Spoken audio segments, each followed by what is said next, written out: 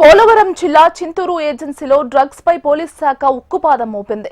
Drugs పై ప్రజలకు అవగాహన కల్పించేందుకు పోలీస్ శాఖ ఆధ్వర్యంలో విద్యార్థులు యువతతో సైకిల్ ర్యాలీ, వాక్థాన్ కార్యక్రమాన్ని నిర్వహించారు. ఎర్రంపేట సెంటర్ నుంచి చింతూరు ప్రధాన సెంటర్ వరకు ర్యాలీ చేపట్టి డ్రగ్స్ పై నినాదాలు చేశారు.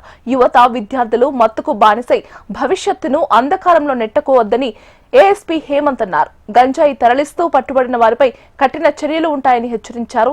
పిల్లలు డ్రగ్స్ కి బానిస కాకుండా తల్లిదండ్రులు ప్రత్యేక శ్రద్ధ చూపాలని ఏఎస్పీ హేమంత్ సూచించారు.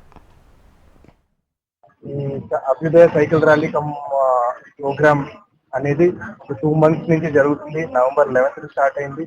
Over multiple districts. ఈరోజు శ్రీకాకుళంలో ఎండ్ అవబోతుంది. And as a part of it మన చింతూరు సబ్ డివిజన్ లో కూడా అవేర్నెస్ తీసుకొద్దామని ఇలా from public participation and youth participation తో మేము ఈ ఆర్గనైజ్ చేయడం జరిగింది. దీనిలో అన్ని ఏజెస్ పిల్లలు, right from school to college going people అందరూ పార్టిసిపేట్ చేయడం చాలా ఆనందకరమైన విషయం. Police from the past few years గాంజాని అరికెట్టడం లేదా వార్ అగైన్స్ డ్రగ్స్ లో చాలా కీలక రోల్ అనేది పోషిస్తున్నాం. బట్ దీనికంటే ఒక వెరీ ఇంపార్టెంట్ రోల్ అనేది ప్లే చేసేది పబ్లిక్.